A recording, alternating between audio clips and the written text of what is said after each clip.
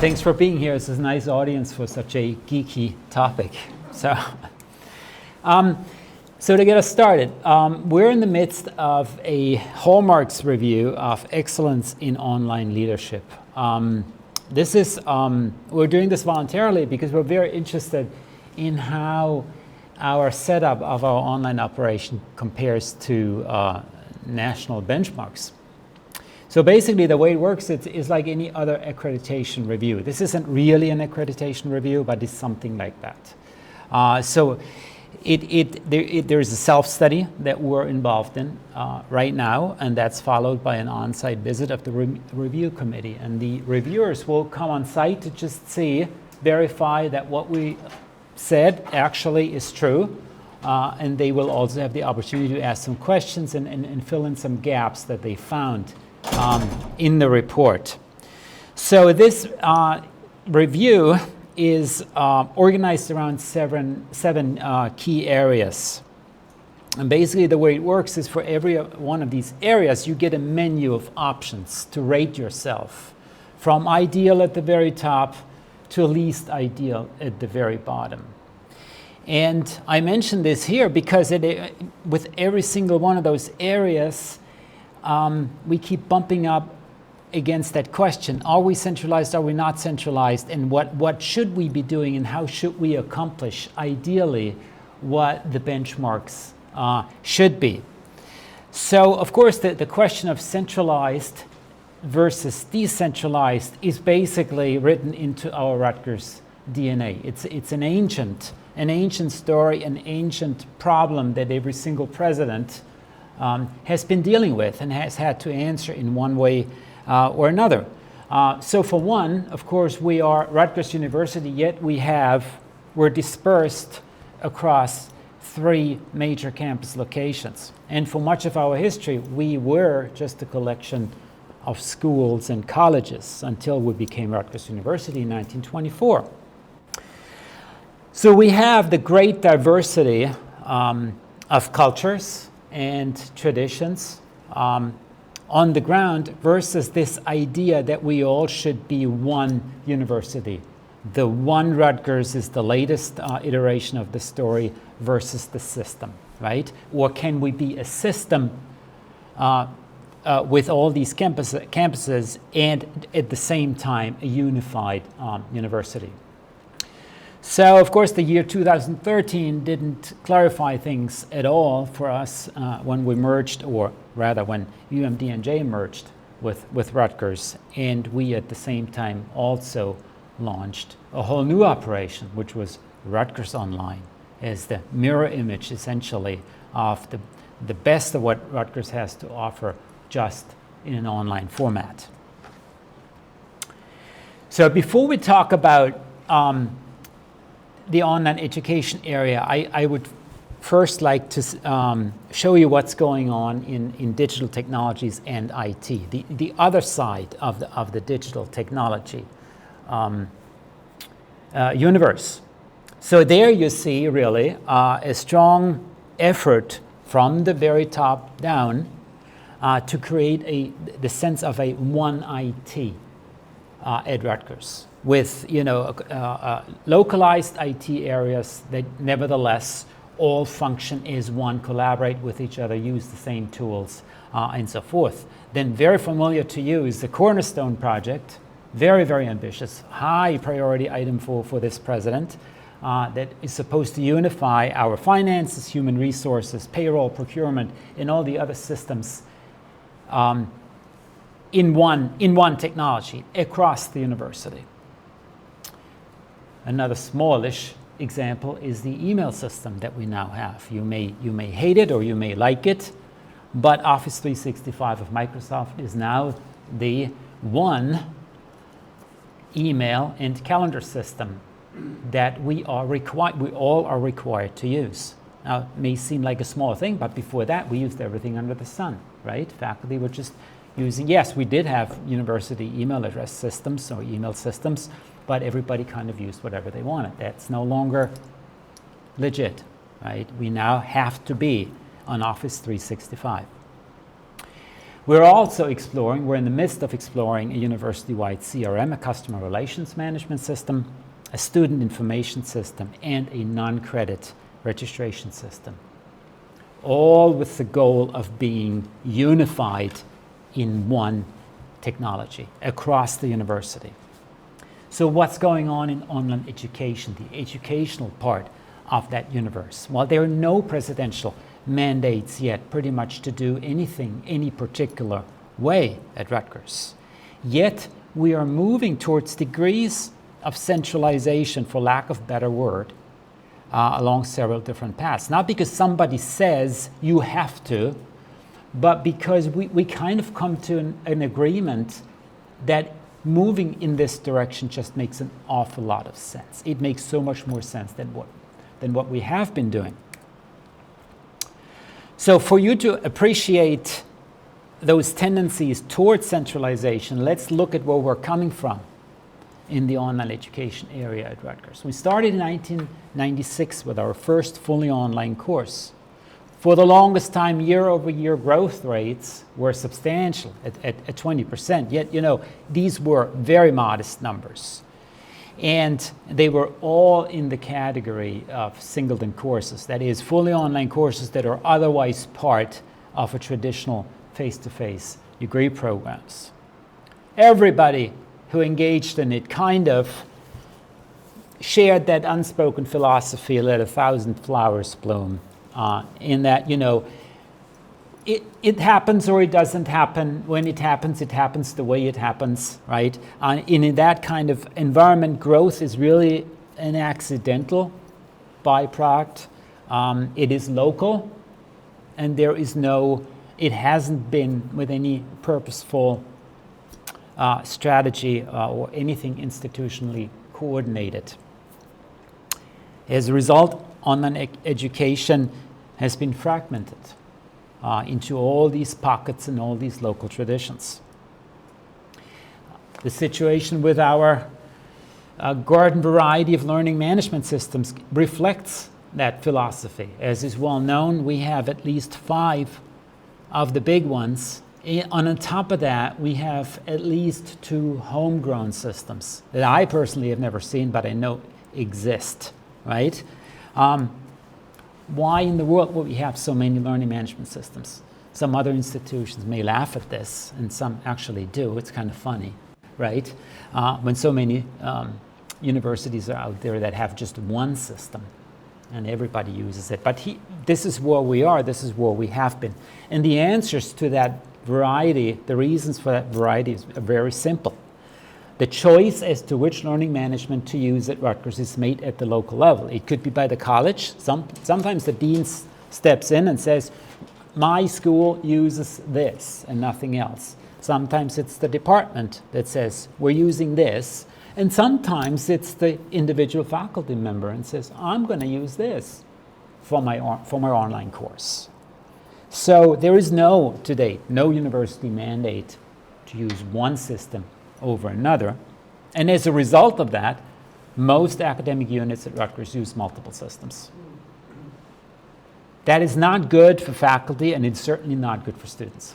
I have seen angry student emails complaining they can't find their courses. Why do they have to take courses on different learning management systems? And when you think about it, we want our students to spend time learning academic content, not learning tools, right?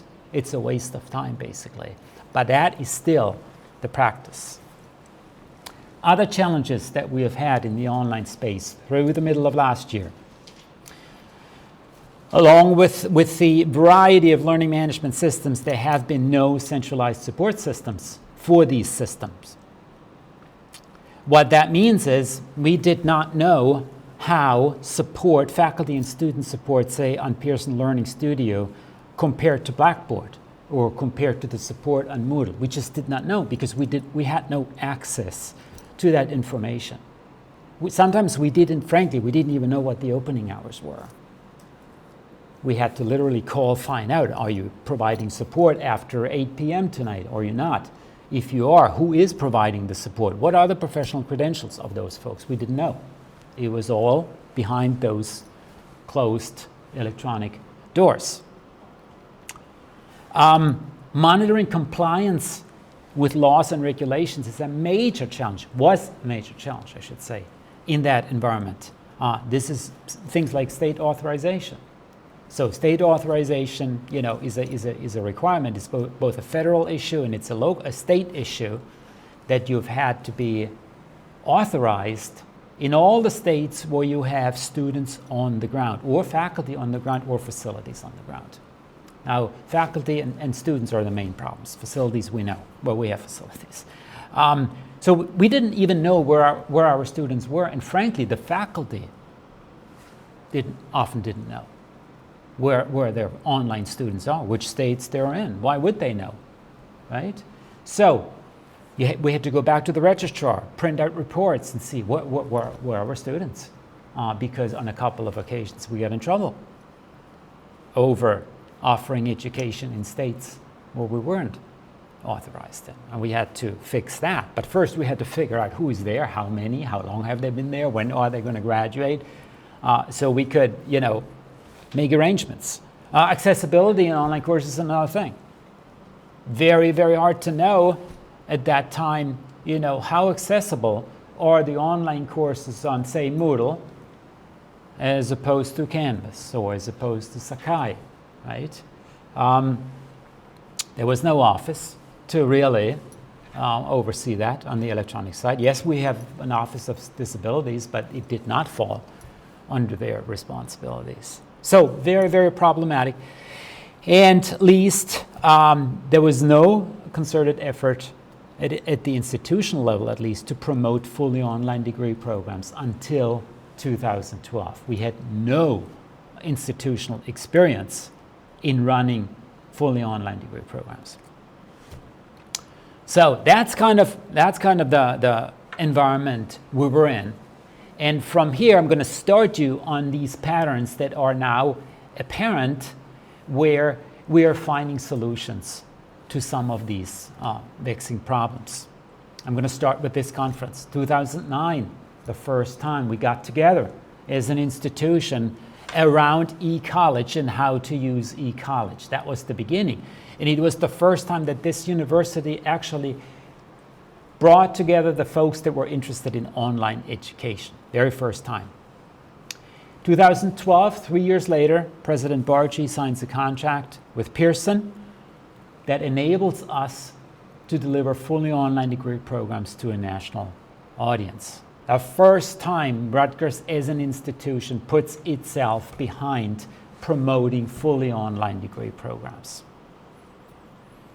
This is a university-wide initiative. It was nothing specific to New Brunswick or any campus. And in fact, we now have all 3 campuses participating in this program 5 years later, with a total of 11 fully online degree programs, 2 at the undergraduate level and 9 at the graduate level. This partnership with Pearson and the collection of these 11 degree programs has been branded as Rutgers Online. So Rutgers Online, for the first time, really challenged us as an institution to make university-wide decisions.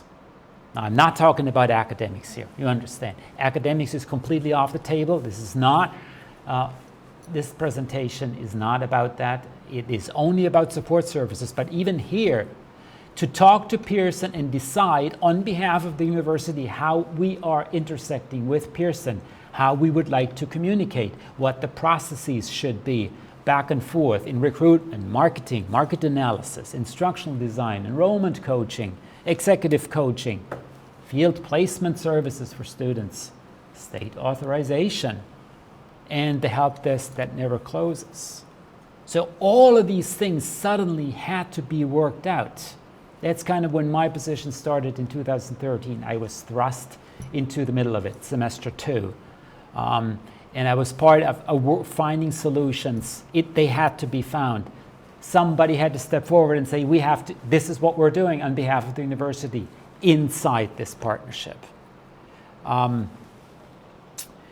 It has introduced us, to best practices in supporting online faculty, fully online faculty and students.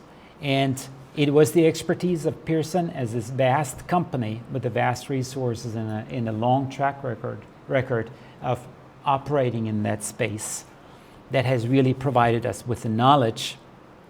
And it is this knowledge that continues to shape our thinking about online education university-wide, both within the managed program, as we call it, Rutgers Online, and outside for the Singleton online courses.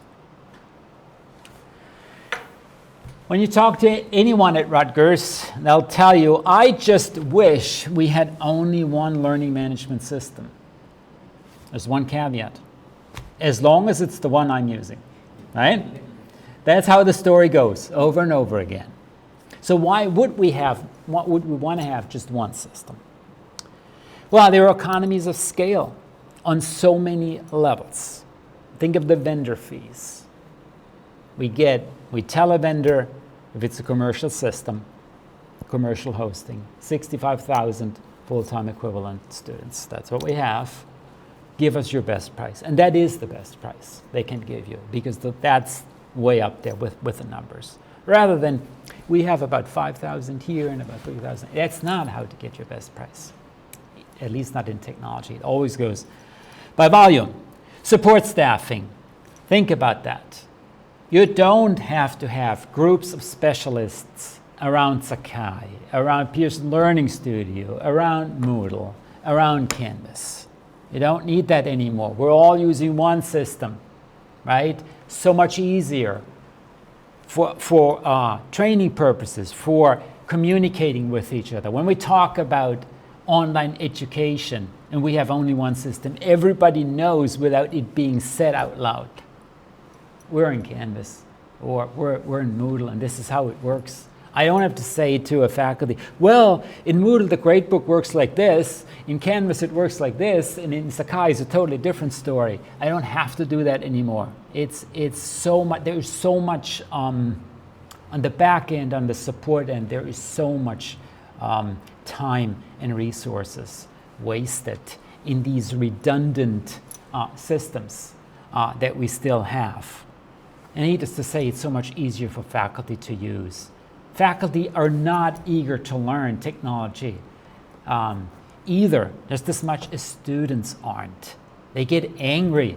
Even when you have feature upgrades in the systems, you get pushback from faculty, and that they shouldn't have to go through. You know the story. Yeah, I'm preaching to the choir. There's good news, right? Because we're now in the second year of a university-wide committee searching for that one LMS. Now, I can't speak to where the committee is at this point because I am not on it. Never have been on it. It's just hearsay. So it's a difficult process, as you can imagine, because all the systems have their own supporters. And sometimes technologies, I think they get a little bit like religion for some people. So it is a difficult process, but I think ultimately they will settle on something. We're hoping that we'll hear the results of that search later this year. A big milestone in our search to simplify things was the 2017 Realignment of Instructional Technology Resources. Very briefly, I talked about this at last year's conference. It was essentially an effort from the top down, supported by the president, to undo a number of redundancies between IT, OIT, and the academic side of the house. So there was some duplication of effort. The Division of Continuing Studies provided the degree of IT services to the university, to various colleges and departments at the university. That was competing to some extent with what OIT did. Conversely, OIT provided instructional design services that competed with what DOCS did and the Center for Online and Hybrid Learning Instructional Technologies did at the time. So it was made apart. As part of that effort, instructional designers were moved, and instructional technology staff were all moved to the Division of Continuing Studies, and the IT staff that was involved on the academic side with providing these IT services was moved over to OIT. Separate the two. The result of that was that 3 instructional technology units merged into one to form an entirely new unit, teaching and learning with technology. This unit has over 50 full-time staff. And they are now housed, they're all housed in New Brunswick, and most of them at the Public Safety Building, if you know where that is. This group supports 90% of all online learning at Rutgers. So this merger of the 3 staff units presented enormous opportunities for us to increase professionalism of services provided to faculty and students. We brought together 4 out of the university's 5 learning management systems under one roof. And now that people are sitting around one table rather than in different places in New Jersey, and they cross-train each other on all these tools, and they talk to each other about the tools. Now we have a shared culture. We've broken down walls, and now we can say with certainty, central support provided for Moodle is X, and it's the same as for Canvas, and it's the same as for Sakai, and it's the same for Pearson Learning Studio. Huge improvement there. Dominoes continue to fall. We have now a 24/7, 365 help desk that never closes. That is the only such help desk at Rutgers. And it's brand new. It's been created this past year. So all Rutgers personnel, fully professional staff, there are no student workers.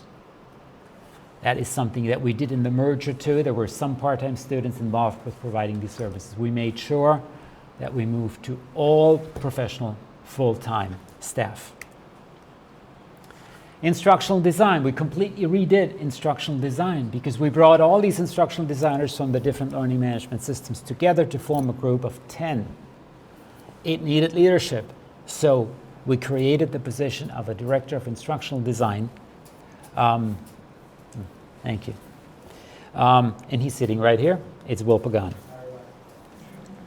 So now we know that we're providing the same consistent instructional design services across all these systems.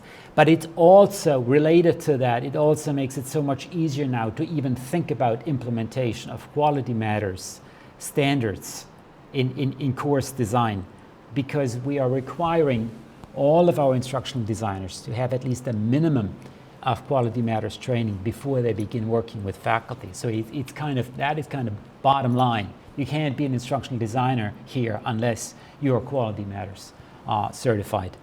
As a nice byproduct of the whole transition merger, we also created the new media center to provide faculty with media pieces in their courses, be it images or videos or audio, even virtual reality elements, augmented reality, things like that, gamification.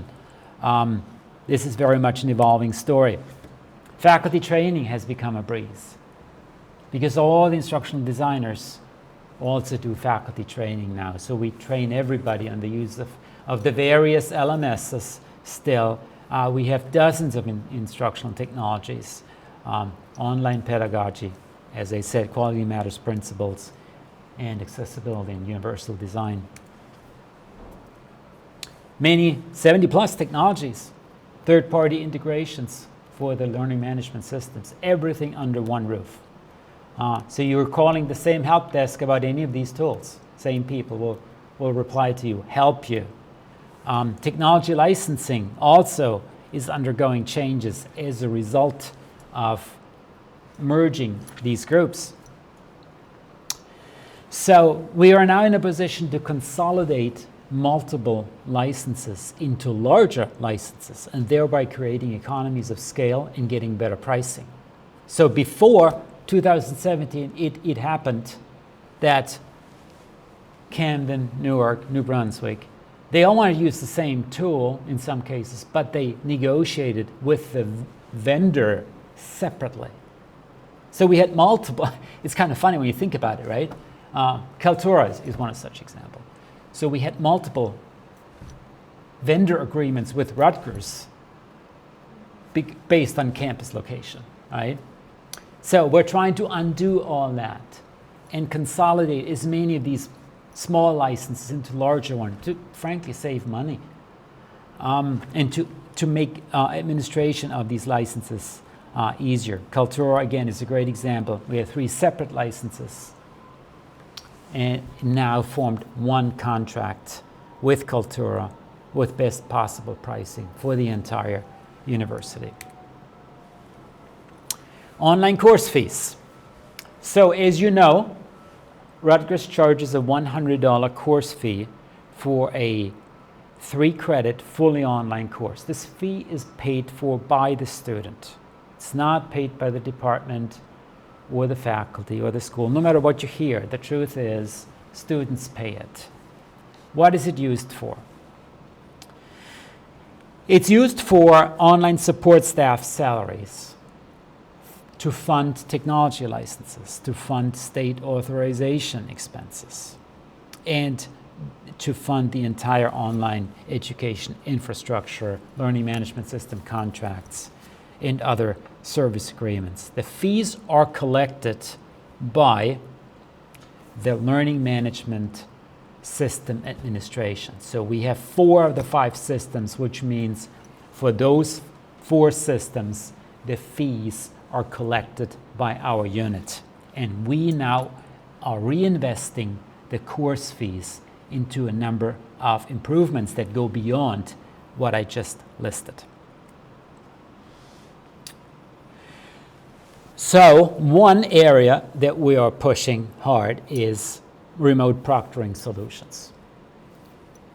We have, as a remote proctoring solution, we have had very efficient Proctoring, that is, for several years now.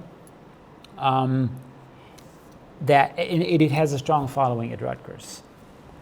But being that it is fully automated and there is no human interaction in the process, I think some faculty have been a little uneasy with that a computer, essentially artificial intelligence, makes decisions or flags things without much human involvement. So for that reason, OIT this past year concluded a pilot of ProctorU.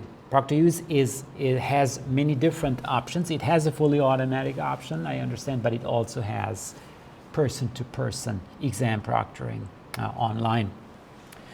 So the big development here is with both of those, which are now available to the faculty, if they choose to use them, they're free. They're actually a pretty expensive solution, to tell the truth, but we use online course fee that we collected to support these technologies. And this also has helped us address a concern that Middle States expressed in our student authentication process. We are also making major improvements and investments in accessibility. So I mentioned the new Kaltura license.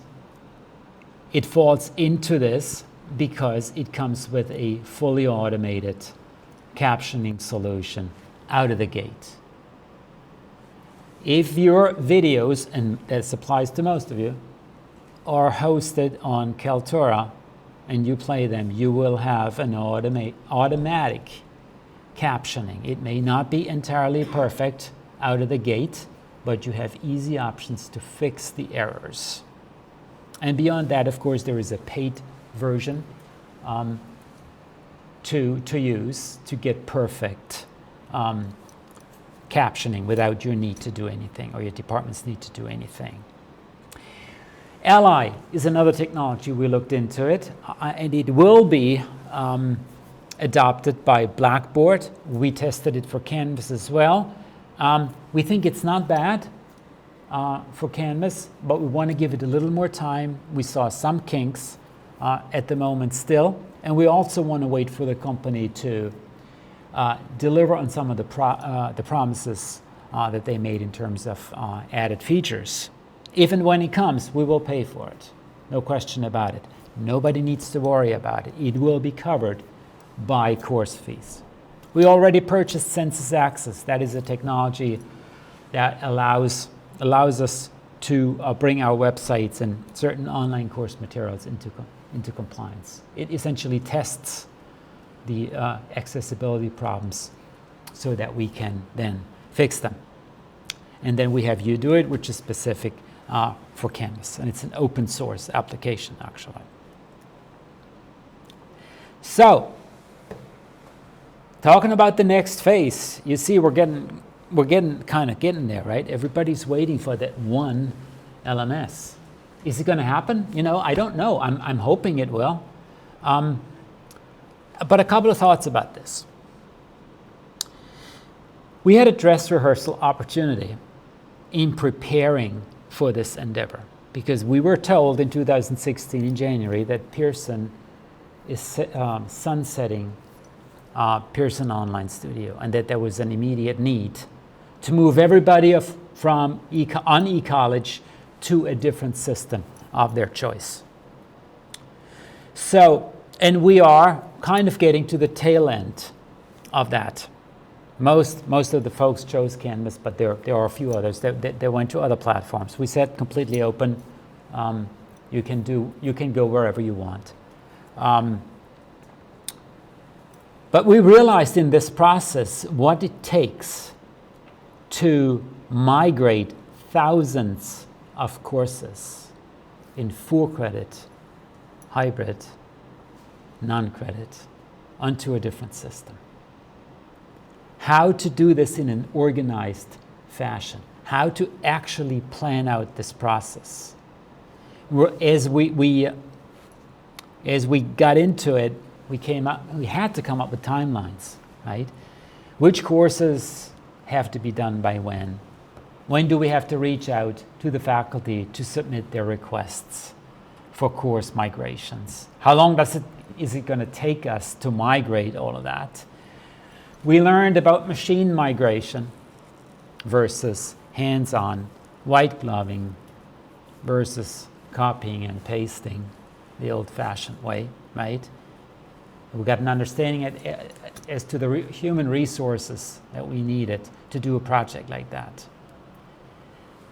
We are now at the tail end of this, and now we need to define policies and procedures around archiving these courses, because this is a platform that will be dead after 2019, which doesn't mean that the faculty won't want to see materials after that were created. Well, you can't restart eCollege at that point.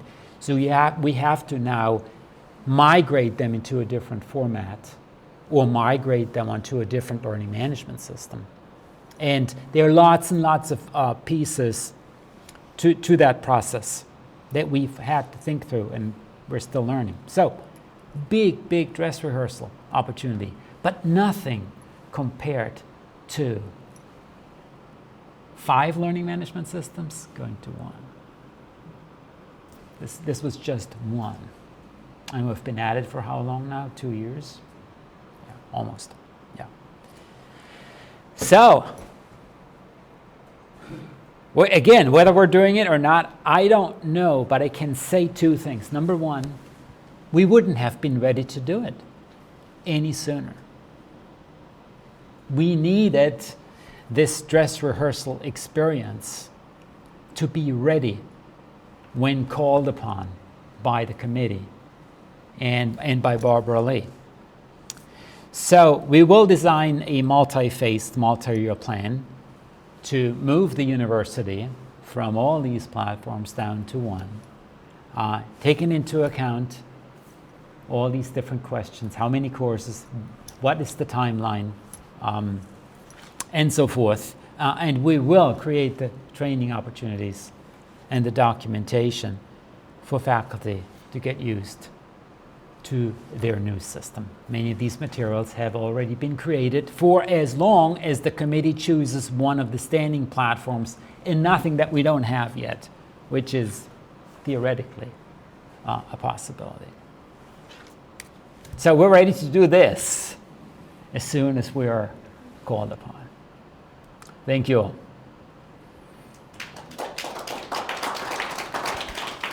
Any questions? Jill. If we go to one learning management system, and I'm not holding my breath, but let's just say we do, and it's not Canvas, does that impact our relationship with Pearson? No. No. Pearson was the first one to tell us, time to get off of Pearson Learning Studio, because you're going to crash. They don't care if we use Canvas or No. a different system? No, actually, they spoke very highly of Canvas. They know it's a good product. But from their point of view, we could have gone anywhere for as long as we get off of Pearson Learning Studio, because they didn't want to have that liability anymore. And frankly, neither do we. So we're saying to everybody, and we've sent out repeated emails, this is really the last semester. We will let you teach on eCollege. We cannot bear the responsibility of the platform failures that we're going to see between now and the end of 2019, which is when the lights go out completely. Well, thank you so much. Appreciate your being here.